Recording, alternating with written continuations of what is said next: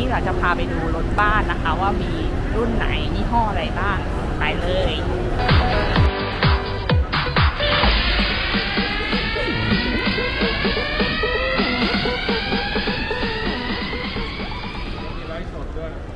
เชิญครับเชิญครับ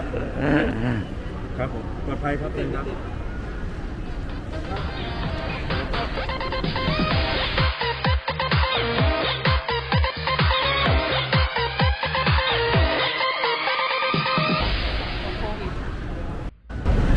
โหลดแอปก่อนนะคะแล้วก็ใช้รหัสนี้ลงทะเบียนเริ่มโหลดแอปก่อนเครื่องเดียวลงทะเบียนได้2 อันแล้วก็เลื่อนอย่างนี้นะคะไปแล้วก็ไปให้เจ้าหน้าที่สแตมป์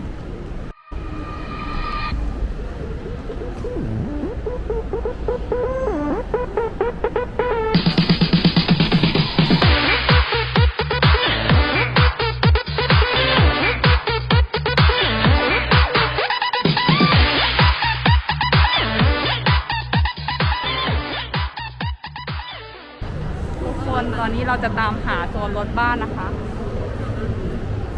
ต้องมางานนี้ต้องมารู้สึกว่าอลังการกว่าปีที่แล้วเนาะเห็นรถเยอะมากเลยแต่เราก็ยังไม่เห็นโซนพิตตี้นะมาตามมาดูรถบ้าน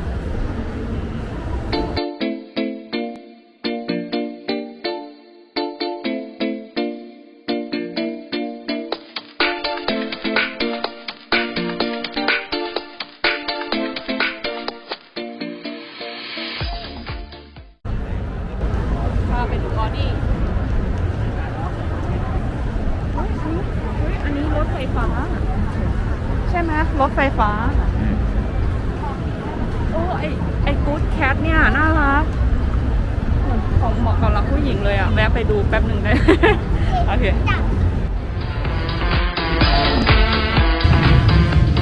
เดี๋ยวจะพามาดูคันนี้มีรูฟท็อป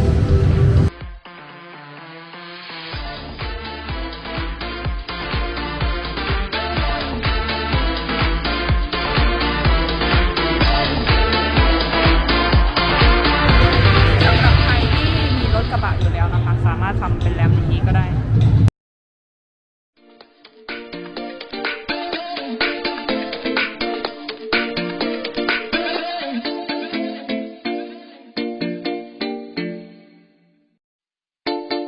ตัวนี้โซนฮาร์เลย์นะคะใครที่สายแบบมอไซค์ตัวนี้ได้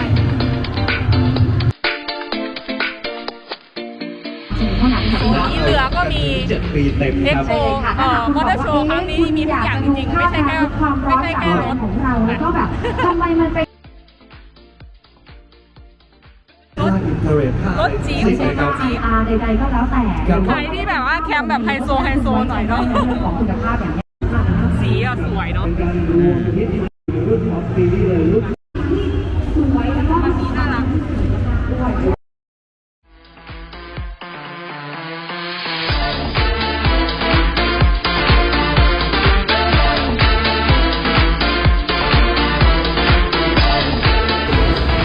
ก็เรือย้อนเนาะต่อจากโซนนั้นใครที่กำลังสนใจอยู่ก็มารีบมาถึง4 เมษายนนะคะ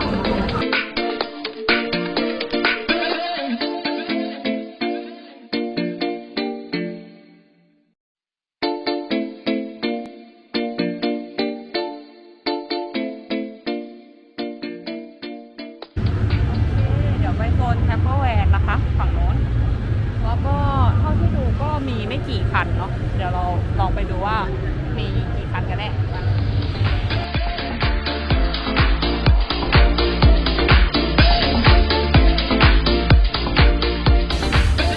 เป็นรถของ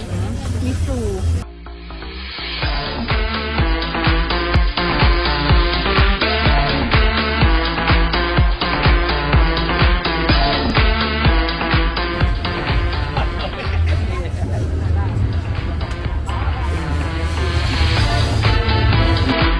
โ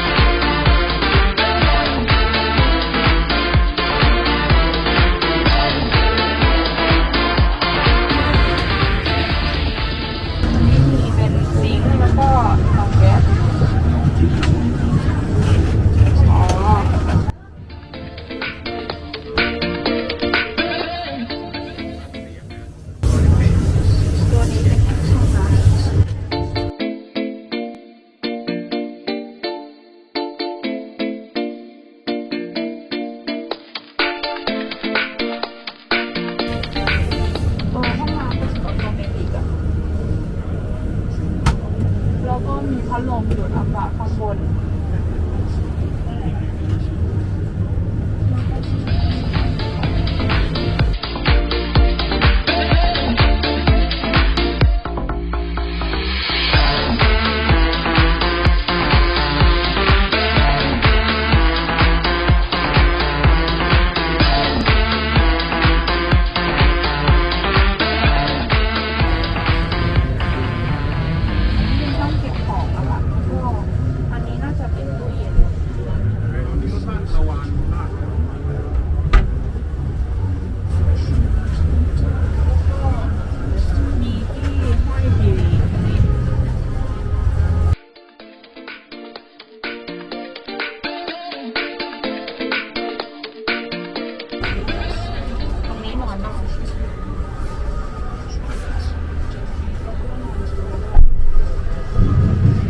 ได้2ที่ก็คือข้างบนกับข้างล่างข้างในมีบ้านแล้วก็ที่แอร์อันนี้คือแอร์แล้วก็ไฟมีแค่จุดเดียวฟังก์ชันก็โอเคนะแสงสว่าง